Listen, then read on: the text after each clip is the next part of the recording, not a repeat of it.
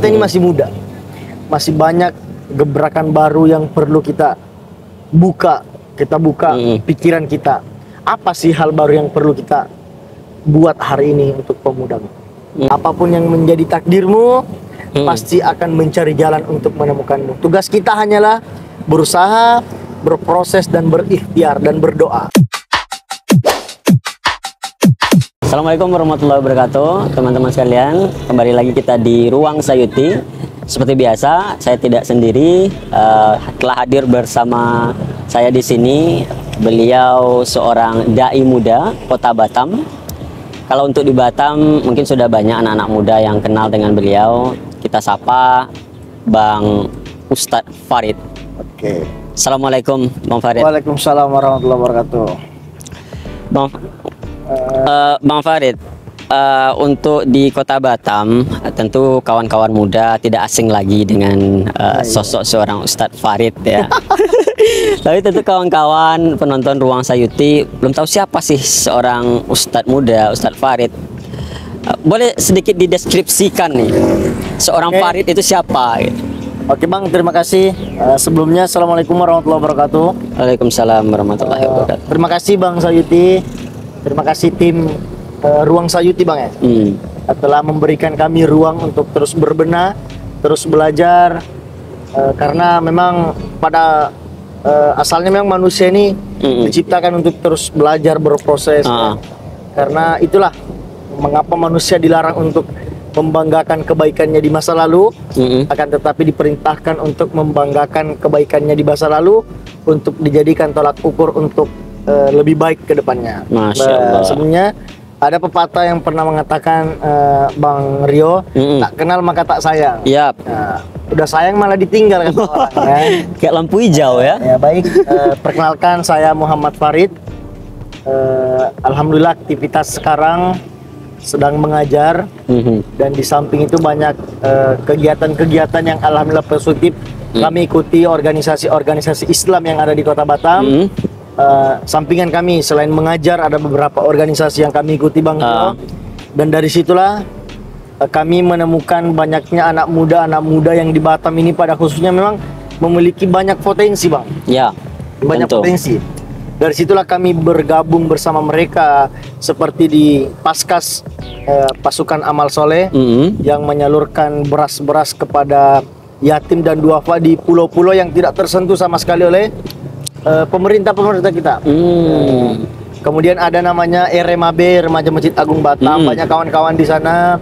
Kemudian ada Sahabat Hijrah Batam, Sahabat Hijrah juga, Biker Subuhan Batam, dan ada yang terbaru lagi kemarin Remaja Masjid Bukit Indah Sukajadi Bang. Oh, aktif juga di sana ya. Kemudian saya asli Bugis Makassar Bang. Bugis Makassar itu. Bugis dengan Makassar ini sebenarnya beda Bang. Bugis Itu Bugis itu adalah suku. Bugis adalah suku, Makassar juga adalah suku. Oh, Makassar itu suku juga. Makassar. Bukan daerah saja ya? Bukan. Makassar ini ibu kota Provinsi Sulawesi Selatan. Yang dulu namanya itu Ujung Pandang ya kalau tidak salah. Kemudian bahasanya memang beda Bang. Pakai J ya, pakai J. Kalau Bugis ini memang rajanya pun berbeda Bang. Rajanya berbeda. Kenapa di Bugis itu ada namanya Raja Arung Palaka dengan Sultan Hasanuddin itu beda. Pahlawan. Arung Palaka ini memang rajanya orang Bugis. Kemudian Sultan Hasanuddin dikenal dengan pahlawannya orang-orang Makassar, Bang. Ya itu aja sih perkenalan singkat kami. Saya Muhammad Farid. Salam kenal untuk sahabat-sahabat YouTube Ruang Sayuti. Salam kenal dari kami. Saya Muhammad Farid. Ya. Di awal perkenalan beliau saja sudah berlimpah-limpah kita mendapatkan motivasi, kata-kata bijak dari beliau. Memang teman-teman, jujur saja sudah 2 tahun saya sebenarnya menunggu momen-momen ini untuk duduk bersama, ngopi bersama Ustadz Farid ini. Tetapi dengan kesibukan beliau, dengan organisasinya, mengajar, kuliah, mungkin sangat sedikit ruang waktu beliau. Dan qadarullah, mungkin sekarang juga waktu yang tepat Allah pertemukan kita untuk mengulik sesuatu yang lebih banyak daripada harta karun yang terpendam di dalam lautan yang samudra yang dalam ini. Bang Farid, sebelum kita jauh ya menggali lebih jauh, bercerita lebih jauh. Dulu satu hal yang penasaran bagi saya kepada Bang Farid itu, Bang Farid ini satu-satunya menjadi mahasiswa yang mengambil jurusan Piaut pada waktu itu. Oh, oke. Satu-satunya laki-laki di jurusan Piaut. Iya, pas di kampus Bang ya. Apa itu motivasinya kok sampai ngambil Oke Bang, Piaut saya bantu itu? jawab. Silakan. Saya bantu jawab. Jadi kami tuh masuk kampus tuh Bang pada tahun 2021 kalau tak salah. Pada saat itu kami masih pakai masker, social distancing. Kemudian kuliah masih lewat Zoom dan lain sebagainya. Dan memang pada saat penerimaan mahasiswa baru di Sekolah Tinggi Islam Ibnu Sina, kami menyampaikan ke kerabat keluarga nih. Kerabat keluarga kesampaikan ke om kami, orang tua. Kami mengambil jurusan apa nih? Karena kami harus nyampaikan. Kemudian om saya ini mengatakan kalau gitu ambil aja Piaut. Ambil aja Piaut. Saya kaget ini. Saya kaget. Alasannya apa om? Di luar sana banyak banget alumni PAI yang menganggur.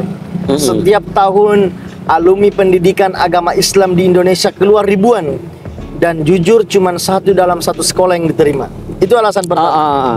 Kemudian yang kedua, kita berbicara dalam agama Bang. Ya. Di dalam Al-Quran lebih banyak disebutkan ya bunayya. Anakku Anak sayang. lebih dekat dengan ayahnya ketimbang pada ibunya. dekat dengan anaknya. Nah ini alasan yang kedua. Ini alasan. Kemudian alasan yang terakhir Ya. Bang Rio, itu memang Piaut ini tidak mesti untuk ngajar TK, enggak. Karena pendidikan anak usia dini ini Bang, memang mendidik kita untuk bagaimana ramah kepada anak, bagaimana mengatur keluarga. Karena memang di dalam Piaut ini Bang, pendidikan keluarga, psikolog keluarga memang kita pelajari semua. Parenting ya. Ya parenting benar. Kita tidak mesti menjadi guru TK untuk masuk Piaut, enggak. Itu pemahaman yang salah.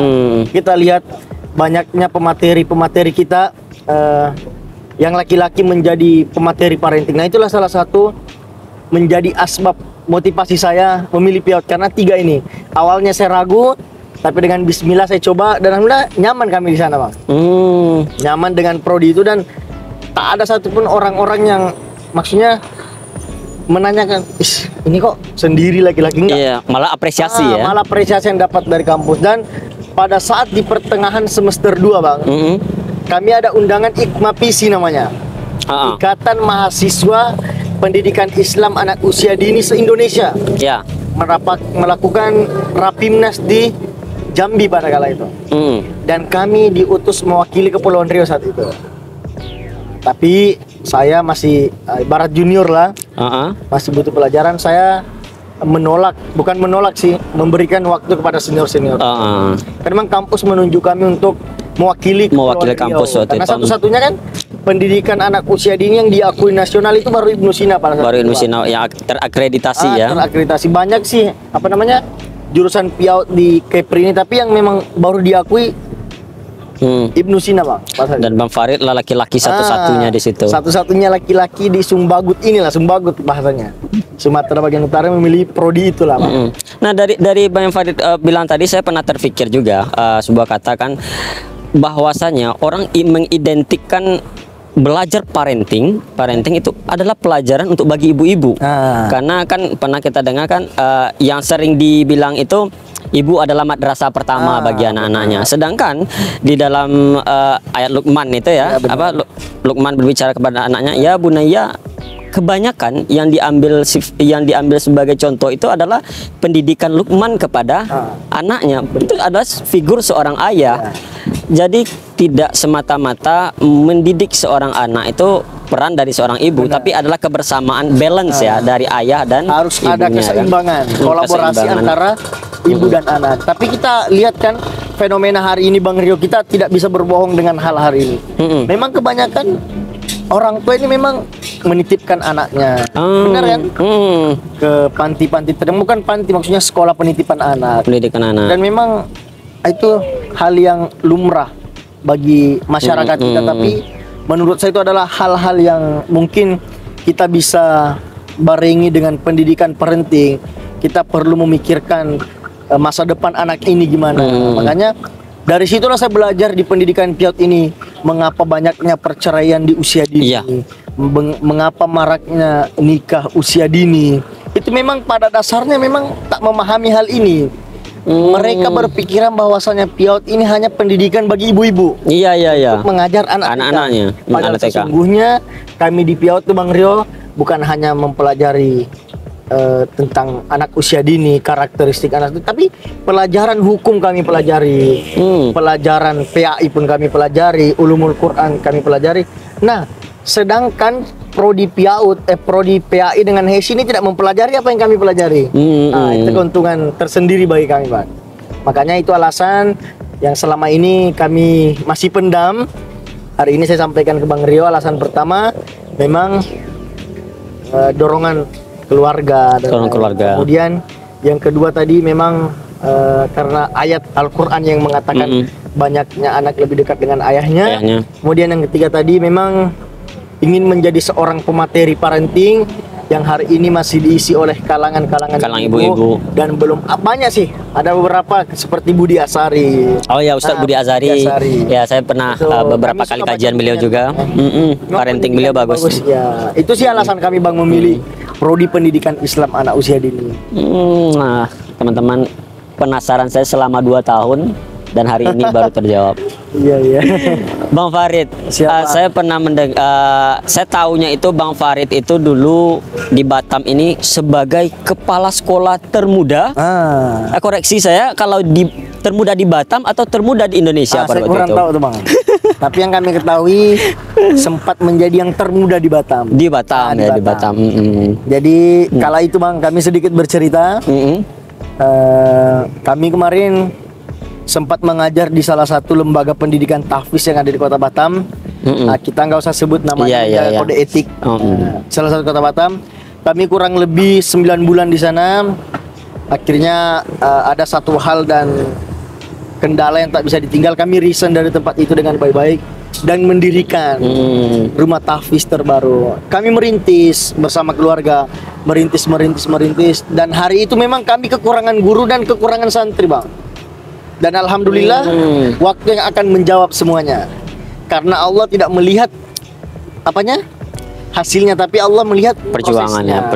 Nah, alhamdulillah hari itu kami sukses mendirikan sebuah lembaga yang diberi nama Smart Hafiz Quran, yang notabene-nya itu memprioritaskan tahfiz anak-anak usia dini. Dan memang kami bisa menyampaikan hari itu, inilah sekolah pertama yang ada di Batam yang memberikan ruang tahfiz 50% dan memberikan ruang belajar PIAUD 50%. Dan hari ini banyak RA yang ada di Kota Batam yang mengambil maksudnya kurikulum dari kami. Ada beberapa RA ketika kami masih ngajar, itu memang kurang lebih ada 5 RA yang mengambil kurikulum kami. Dan alhamdulillah perkembangan hari ini banyaknya rumah tahfiz yang secara pesat ini berkembang di Kota Batam. Nah, itu dia.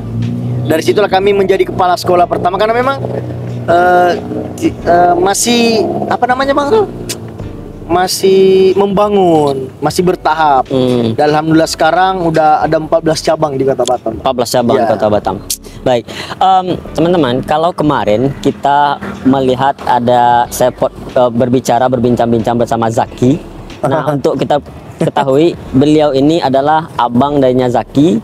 Makanya waktu beliau mengatakan kepada saya waktu itu beliau abangnya Zaki, langsung bisa saya simpulkan bahwasanya buah yang sama itu ternyata jatuh pada keranjang emas dua-duanya.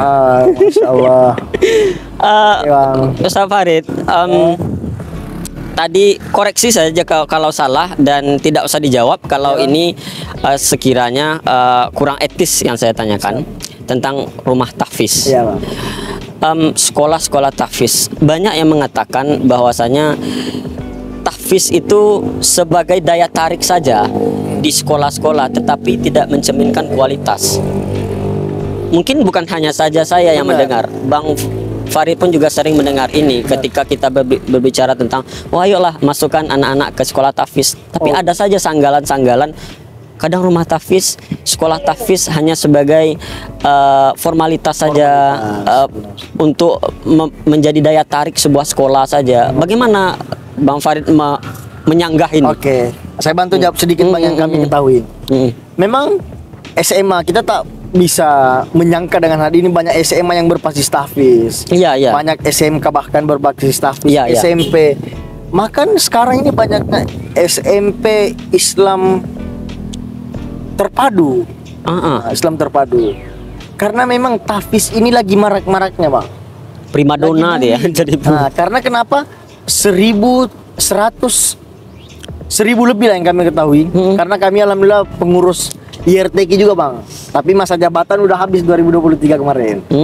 Dilantik 2020. Ikatan Rumah Tahfiz Quran Kota Batam. Kota Batam.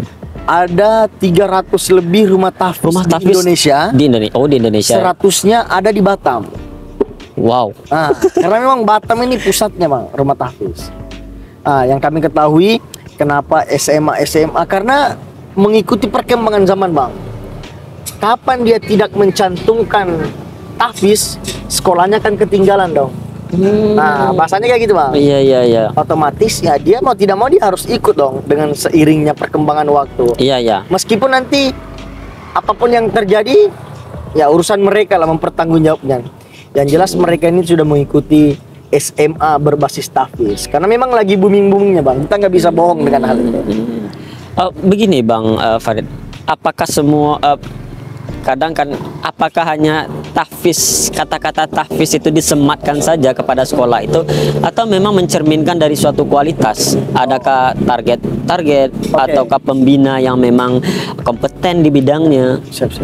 Bagaimana? Dari sini saya bantu jawaban. Yang kami ketahui selama ini memang alhamdulillahnya banyaknya pendidikan, lembaga pendidikan yang mengadakan metode-metode seperti metode UMI dan lain-lain sebagainya. iya. Dan memang bersertifikat itu Bersertifikat, hal ya. positifnya. Om. Akan tetapi ketika kita berbicara hal negatifnya, banyaknya alumni yang mengatakan sekolahnya berbasis tahfiz, akan tetapi ketika diuji pas tasmi kelulusan itu tidak bisa, itu hal negatifnya, Bang. Oh. Nah, di situ kita sadar, mohon maaf, berarti gagal dong dalam mengembangkan tahfiz. Di sisi lain positifnya, banyaknya lembaga-lembaga pendidikan yang bisa mengadakan talk show, seminar, baca Al-Quran dengan baik, bengkel Al-Fatihah dengan metode ini, itu hal positifnya, Bang. Akan tetapi hal negatifnya juga ada.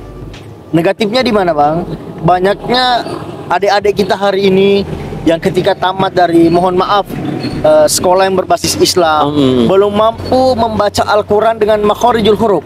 Sedangkan di dalam Al-Quran telah dijelaskan di Quran surah Muzammil kalau tak salah, Bang, warattilil Qur'ana tartila. Bacalah Al-Quran dengan tartil. Nah, akan tetapi kita nggak bisa juga, kita tidak bisa memaksa hal itu, Bang. Karena kita percaya proses, Nah, itulah, ada dua hal, ada hal positif, ada hal negatif. Itu aja sih, Bang, menurut pandangan saya hari ini. Yang penting dengan adanya banyak rumah tahfiz ini anak-anak orang tua mempunyai banyak pilihan ya. Iya, benar, Bang. Kemana anak-anaknya untuk dimasukin. Maksudnya semua rumah tahfiz ini juga bersaing untuk memperbaiki fasilitasnya, kurikulumnya. Jadi hal positifnya juga ada, Bang. Mereka bersaing dalam mencari guru-guru yang memang berkompeten dan lain sebagainya. Itu hal positifnya, Bang. Nah, itu hal positif. Bang Farid, Ya, Bang. saya juga dapat bocoran Ya, Bang. kalau Bang Farid ini sekarang ini mulai akan menerbitkan buku. Wes, Nah, bismillah, ini jadi penasaran kami, Oke, buku apa yang sedang ditulis sekarang? Oke, Bang. Sebenarnya ini baru bocor ini, Bang. Ini bocornya dikupas di ruang Sayuti. Iya. Bismillah, Bang. Kami sedang menulis alhamdulillah udah 3 buku sebenarnya, Bang. Masya Allah, 3 buku. Yang satu udah selesai tapi belum terbit. Belum terbit. Yang kedua sebenarnya ini kami mengambil dari kitab-kitab. Tapi bukan karya kami, cuma kami yang mengarang. Mensyarah lah gitu. Mensyarah lah bahasanya, Bang. Nah, yang pertama itu memang bukunya bertemakan warisan terbaik untuk si buah hati. Isinya itu yang kami pelajari selama kuliah 4 semester itu, Bang. Jadi isinya apa sih? Seberapa penting sih kurikulum bagi anak-anak? Nanti dijawab di buku itu, Bang. Bagaimana sih jika orang tua marah?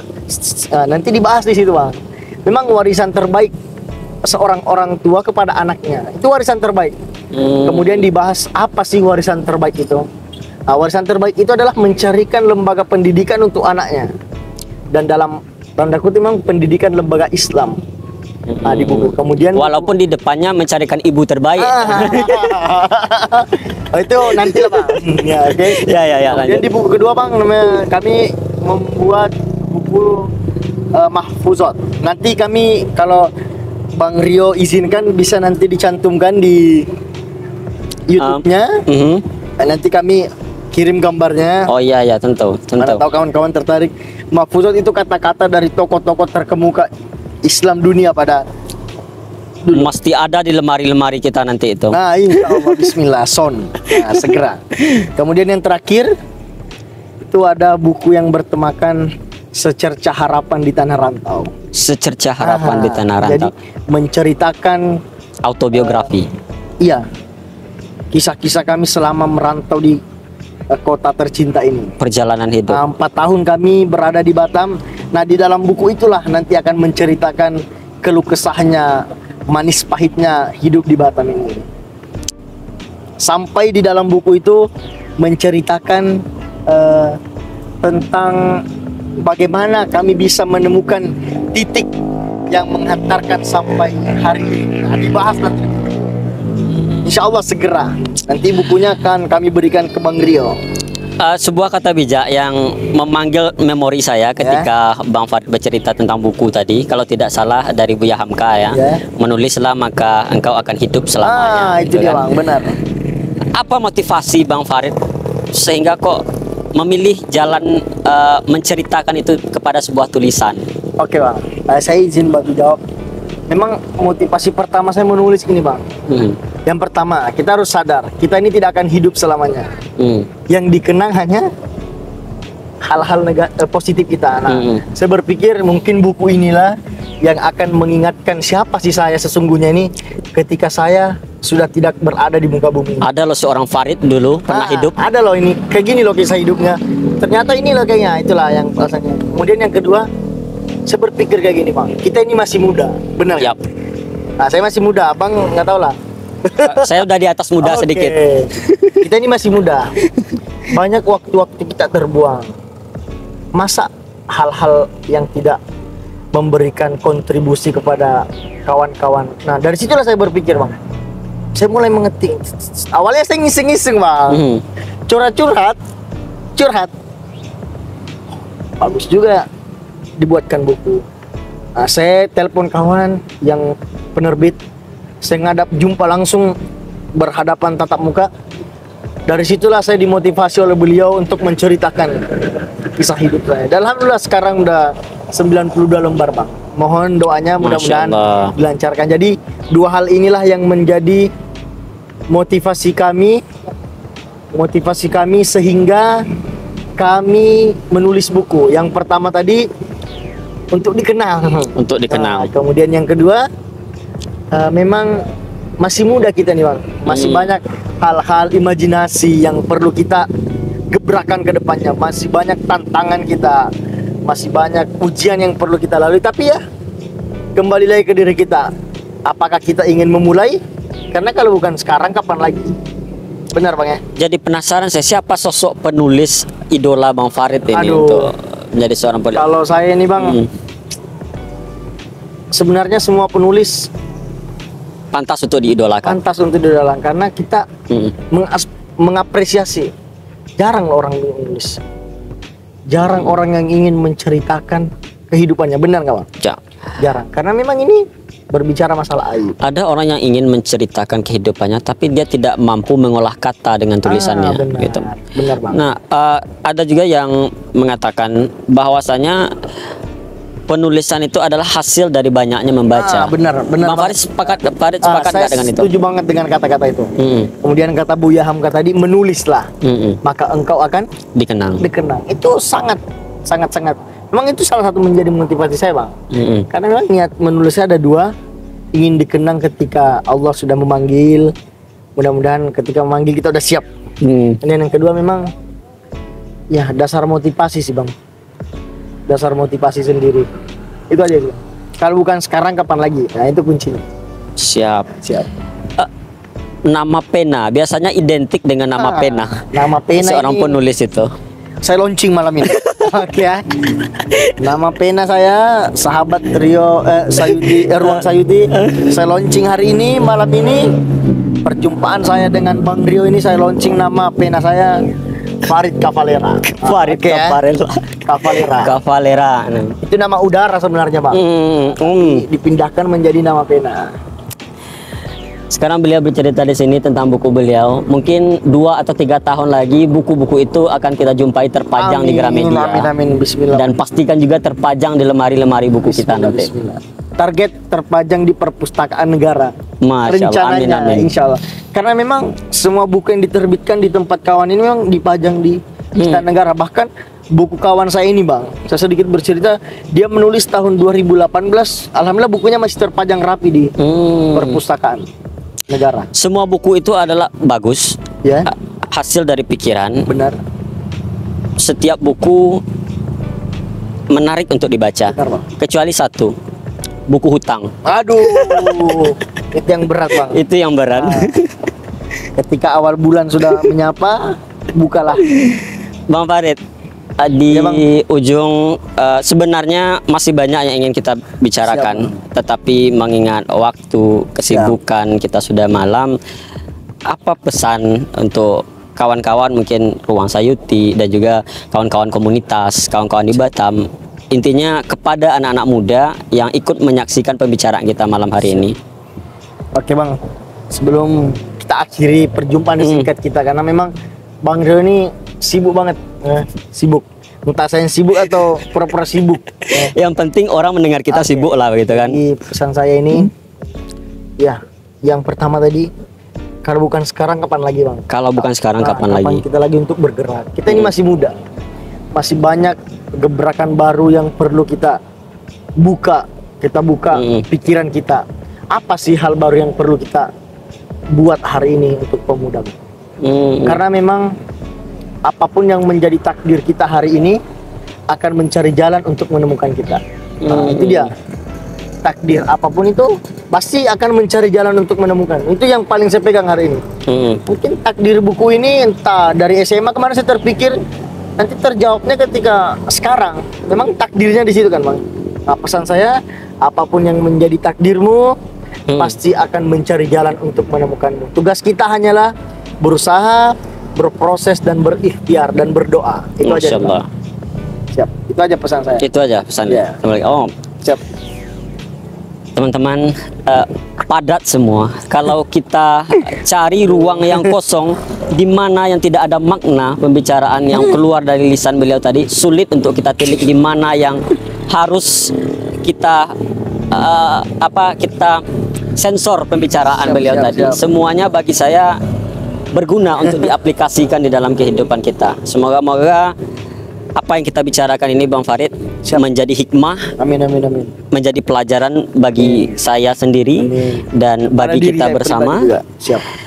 Dan tentunya ketika ini sampai kepada orang yang menonton, menyaksikan kita berdua di sini, mampu memberikan pencerahan juga, manfaat kepada mereka semua dan menjadi sedekah jariah, ilmu jariah bagi kita juga. Demikian teman-teman. Salah Terima dan kasih Bang janggal. Rio atas Mohon maaf. waktunya. Terima kasih Bang Farid. Di lain waktu kita dapat berjumpa kembali di Insyaallah. waktu yang benar-benar bisa kita Proper ya. Iya, betul. Nanti kita atur waktu lang. Apakah di waktu peluncingan buku, ya kan? Kita tunggu Oke. next podcast berikutnya Oke, di jadi peluncuran ini buku beliau. Sesi pertama, sesi kedua ketika launching buku kami. Oke, Bang? Oke. Jadi Ruang Sayuti lah yang akan mempublikasikan ke publik Insya Allah. dengan peluncuran buku kami. Sebelum beliau diundang sama Kick Andy nanti kan, kita undang beliau dulu, baru beliau ke TV One atau ke Kick Andy nanti kan. Berat. Siap, Bang. Makasih banyak Baik, atas terima kasih teman-teman semua. Assalamualaikum warahmatullahi wabarakatuh. Waalaikumsalam.